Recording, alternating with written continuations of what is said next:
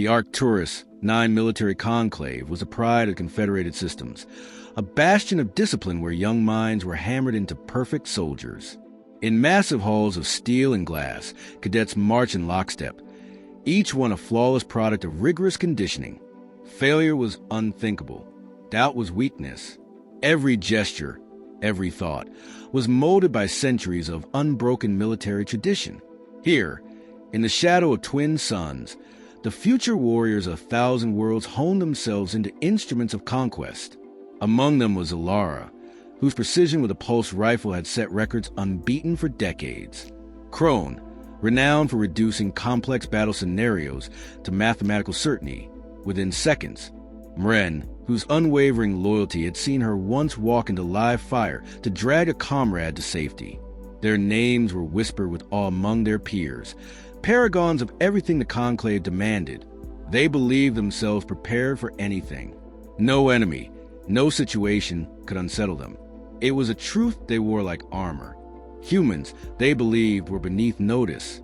Earth was cataloged as a minor planet in a decaying spiral of violence and contradiction. Primitive, emotionally unstable. Tactical analysis predicted that should humanity ever oppose the Confederated systems, the conflict would last no longer than a few solar weeks. Recruits joked openly about Earth's wars, savage and clumsy affairs, waged without elegance or higher strategy. No one feared them. No one respected them. That belief was about to shatter. On this particular rotation, the conclave announced a special curriculum edition, Earth Conflict File 93A. The cadets gathered in their briefing amphitheater, a low murmur of curiosity running through their ranks. There had been rumors, of course. Whispers that earlier cohorts had found the material disturbing, that some had even faltered, needing reassignment to lesser duties afterward. Ridiculous, thought Crone. Weak-minded fools, too sentimental for the work of war. Instructor Verrett, a figure carved from granite and willpower, entered without fanfare. His gaze swept across the assembled cadets, sharp and measuring. Without preamble, he announced, "Today you will study the tactics and spirit of humanity's conflicts. Learn not only how they wage war, but why they survive it." His voice carried a weight the cadets rarely heard, a note of warning buried deep beneath the words. A massive hollow display descended from the ceiling, illuminating the darkened amphitheater in cold, clinical light. Lines of text scrolled across the bottom. Earth Conflict 93A, composite footage, year range, 1914 to 2071 CE. Zalara leaned forward slightly. Historical analysis, she thought. It would be entertaining at best, an exercise in endurance at worst. The first image hit them like a physical blow. Rolling clouds of smoke choked blackened skies above a shattered landscape. Cities, once towering monuments to ambition, lay in broken heaps. Fires raged unchecked. Shattered vehicles. Craters gouged deep into the earth, and figures, small, ragged, indistinct, scrambled to the rubble like desperate phantoms. Explosions burst without warning. Dust and flames swallowed the horizon. Somewhere in the background, a child's scream pierced through the mechanical drumming of distant artillery. Zalara blinked. For a moment, she thought the feed had glitched. This was no battlefield as she knew it. This was annihilation. The footage shifted. Trenches, stretching across a mutilated wasteland, bodies strewn like discarded toys. Soldiers, caked in mud and blood, clawing over embankments while shells rained death from unseen heights. Human faces, etched with terror and rage, contorted into expressions so raw they defied any strategy or calculation. Crone felt a muscle twitch involuntarily at his temple. Mren tightened her jaw. They had seen battle simulations, of course. They had studied planetary sieges, containment operations, precision strikes, all clean, surgical, efficient. But Earth's wars were not surgical. They were survival painted in the broadest, bloodiest strokes imaginable. The feed accelerated, compressing decades into minutes. World after world of conflict. Wars of resources. Wars of ideology. Wars fought because surrender was never acceptable, even against impossible odds. Improvised weapons crafted from rubble and scrap. Guerrilla fighters turning entire cities into death traps. soldiers advancing into certain death not for conquest, but because someone had to hold the line a few moments longer. At one point, the cadets watched a segment showing a human medic shielding a wounded enemy soldier from incoming fire, refusing to move even as rounds chewed the ground around him. Not for glory, not for strategic advantage, simply because it was the right thing to do. Zalara felt her chest tighten, an unfamiliar sensation she quickly tried to dismiss. She glanced sideways and caught Krone's face, pale and still. Ren's hands gripped the arms of her seat, so hard her knuckles gleamed under the light. Instructor Verrett remained silent. The feed shifted again. Modern wars.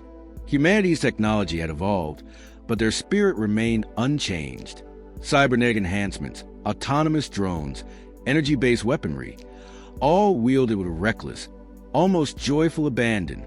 In one clip, a human infantry unit, outnumbered 20-1, rigged their own transports into suicide bombs to break an enemy siege.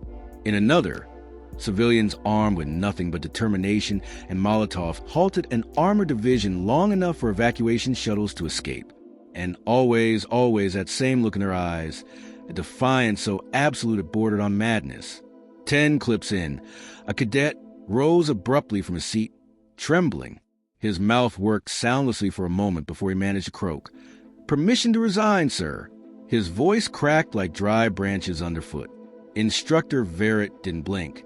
Granted, the cadet, name unknown, now forever forgotten, turned and walked out of the amphitheater, each footfall echoing in the stunned silence left behind. Another cadet followed, then another. Zalara sat frozen, breathing shallowly. Her mind raced to reconcile what she was seeing. Humans were supposed to be fragile, primitive, disorganized. And yet no analysis, no tactical projection, had ever captured this. This thing inside them, a feral brilliance, an unwillingness to surrender even when every logical path dictated otherwise.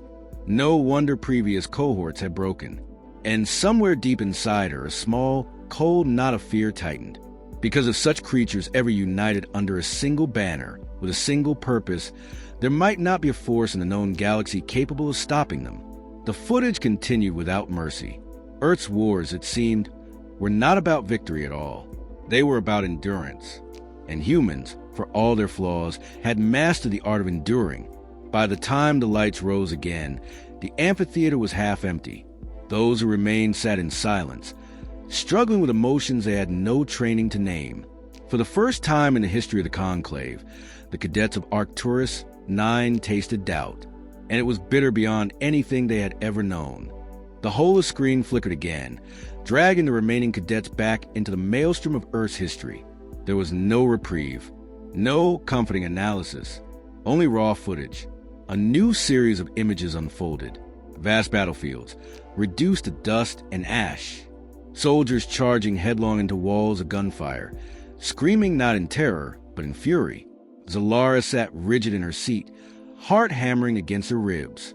The precision she valued, the clean execution of tactics she worshipped. None of it was here.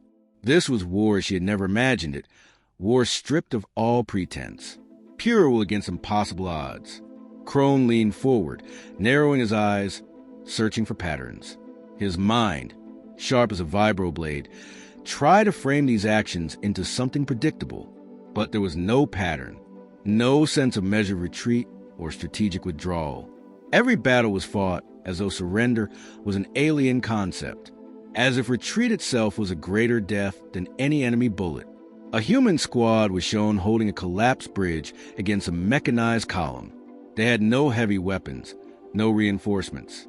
Yet they fought, improvised explosives hurled from shattered rooftops, makeshift barricades built from overturned vehicles and corpses alike. They lasted far longer than any projection would have deemed possible. And when the last fighter fell, he detonated a charge beneath the enemy's lead tank, taking them both into oblivion. Ren swallowed hard, her hands gripping her knees to stop them from shaking. She had been trained to expect casualties, to remain detached from suffering, yet something primal twisted inside her as she watched. These humans were not simply fighting opponents. They were battling extinction itself and laughing in its face. The footage moved faster now, almost desperate to show the cadets everything. A ruined hospital where surgeons operated under sniper fire, refusing to abandon the wounded. A family digging through rubble with bare hands to reach survivors. A lone fighter jet, visibly damaged, ramming itself into an enemy dreadnought because its missiles had failed. Again and again, humans chose death on their own terms rather than submission. And somehow, through impossible odds, some of them survived to fight again. The air in the amphitheater grew thick, oppressive. No one spoke. No one dared look away. Zalara caught herself breathing shallowly.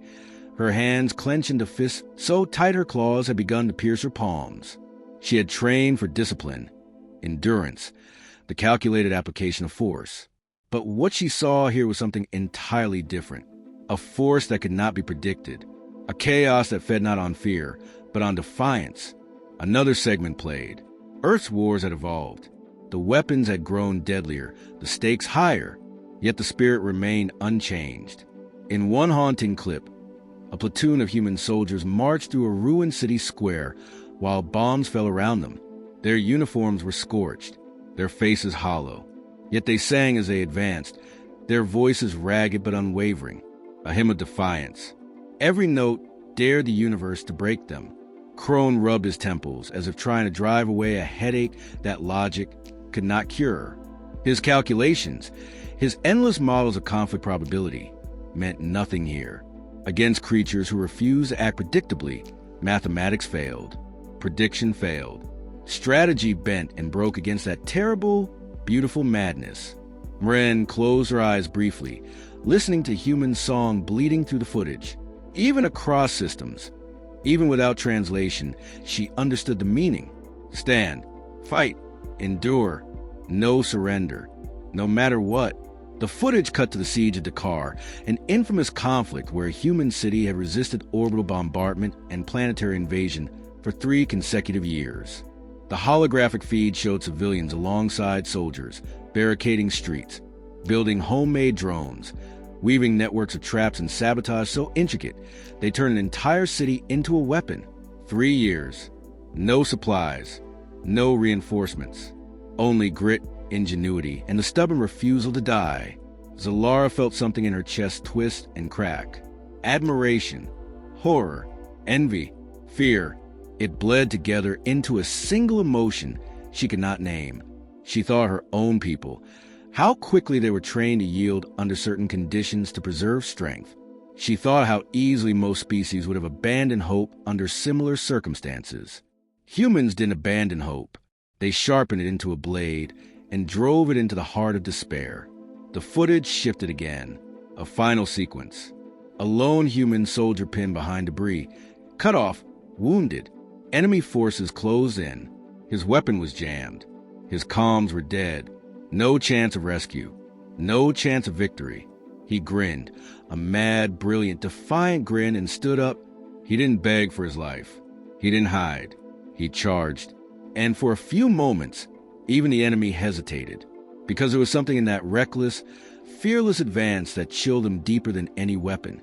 It was a simple, undeniable truth that even beaten, even broken, humans chose to fight, even when they knew they would lose. Especially when they knew they would lose. The screen went black. The amphitheater remained silent. Breaths came ragged. Muscles trembled. Every cadet in the room was now confronting a truth they could no longer deny. Zalara realized with cold certainty that she had fundamentally misunderstood humans from the beginning. They were not a primitive race to be pitted or dismissed. They were survivors born of endless conflict, honed into something terrifying by centuries of self-inflicted suffering. They thrived in the fires that would destroy others. Crone's mind whirled uselessly, his mental models collapsing one after another. He stared blankly ahead, seeing nothing. His training had prepared him for every eventuality but this. Mrena's heart ached with a strange mixture of grief and awe. She thought of the countless times she had mocked the barbaric humans in the past. Now she saw them clearly and feared them. Without a word, another cadet rose, a proud, promising young soldier. Her legs shook as she stumbled toward the instructor's podium. She set her badge on the pedestal, the symbol of her loyalty, her years of training. "I resign," she whispered. Others followed. One by one, like crumbling pillars, cadets abandoned the only future they had ever known. Some wept openly. Others kept their heads high, faces set with grim determination. But they all understood the same truth. They were not prepared to face a species like humanity. They were not willing to. The numbers were staggering. Nearly half the cohort, the best and brightest of 100 systems, refused further service after witnessing what humanity was truly capable of. Instructor Verrett stood silent, impassive, watching them go. He had seen this before, and he knew, as every senior officer did, that no amount of training could prepare a soldier to face a people who had made war into a crucible for their very souls. For those cadets who remained, the world would never look the same again. And for those who left, they would carry with them a quiet, haunted respect for the creatures called human, a respect forged not from admiration, but from terror. The days following the broadcast were unlike anything Arcturus 9 had ever experienced. Where once cadets marched with pride, now they moved like shadows, burdened by thoughts they could not shake. In the mess halls, conversations faltered and died. In the sparring chambers, practice bouts ended in silence instead of celebration. The aura of unshakable superiority that had defined them had been punctured, leaving only unease in its place. Those who had resigned were gone, assigned quietly to civilian roles, their records sealed. But their absence hung heavy over the remaining cadets, an invisible accusation that no one dared voice. Those who stayed were changed, not outwardly, but deep where it mattered. A thin crack had formed in their certainty, and no amount of discipline could seal it. Zalara found herself staring into the training fields and the observation deck one evening, her mind wandering places it had never dared before. She tried to rebuild the wall in her mind, to convince herself that the humans were an anomaly, a dangerous curiosity that could be outmaneuvered with superior strategy. But the images of Earth's wars refused to leave her. The look in those soldiers' eyes, the fierce, blazing resolve, haunted her every thought. Mren stood beside her, equally silent. They had once talked easily about glory, about assignments and commands they would one day hold. Now, words felt fragile, inadequate to the storm raging inside them. Crone spent his days in the simulation chambers, running combat scenarios against human-inspired resistance. Over and over, he tried to create strategies that would guarantee victory against an enemy like that. Over and over, he failed. No amount of technological superiority could account for the irrational stubbornness, the unpredictable tactics born of desperation. Every simulation ended the same way: unacceptable losses or catastrophic defeat. Instructors noted the change, but they said nothing. There was no reprimand, no encouragement, only the silent expectation that those who remained would find a way to endure or eventually join those who had left. Officially, no one spoke about the broadcast. Unofficially, it was all anyone could think about. It wasn't just the fighting spirit of humanity that disturbed them. It was a realization that humans fought not because they expected to win, but because the act of resistance itself was sacred to them. Victory was secondary. Honor was irrelevant. Survival was negotiable. Only the fight mattered. That realization turned centuries of military doctrine on its head. One evening, a senior officer, Commander Vrex, addressed cadets in the central auditorium. His voice was calm, almost too calm, like a man speaking to a room full of broken glass. "You were trained to believe that superior firepower wins wars," he said. "You were taught that discipline, formation, and protocol are unbreakable weapons. Against most enemies, this is true." He paused, letting his words settle like ash. "But you have now witnessed an enemy that fights by different laws. Against humanity, firepower is not enough. Against humanity, numbers are not enough. You face an opponent who fights not with weapons, but with an indomitable spirit." The cadet sat stiffly, hanging on his every word. Commander Vrex's gaze hardened. "If you cannot accept that, if you cannot adapt to it, you will not survive. Humanity has shaped war into a living thing. You cannot outmaneuver a storm. You cannot frighten a wildfire. You can only hope to endure it or be consumed by it." The words hit harder than any threat or punishment. That night, Zalara dreamt of a ruined battlefield, endless and gray. She saw figures moving through the smoke, human soldiers, wounded and battered, yet standing. She tried to call for retreat, for negotiation, but they ignored her, advancing with a grim, unstoppable purpose. She woke drenched in sweat, her heart pounding, her body trembling with fear she refused to name.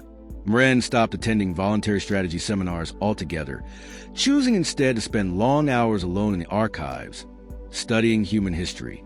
She pored over every conflict, every uprising, every rebellion. The more she learned, the clearer the pattern became. Humanity's strength was not in their technology, nor even in their numbers. It was in their refusal to accept finality. Every loss was a lesson.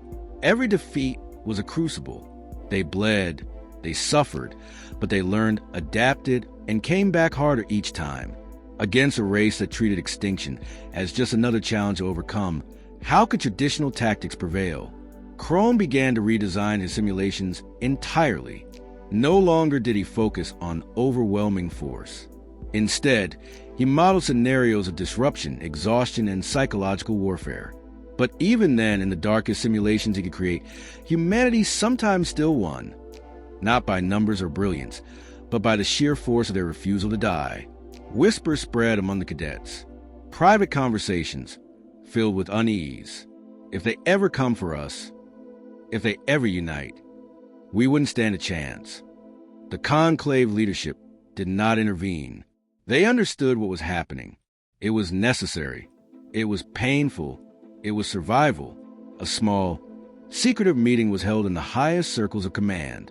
Senior strategists, grim-faced and hollow-eyed, reviewed the long-classified reports from other systems. Systems where humanity had been tested indirectly. Systems where subtle manipulation had backfired catastrophically.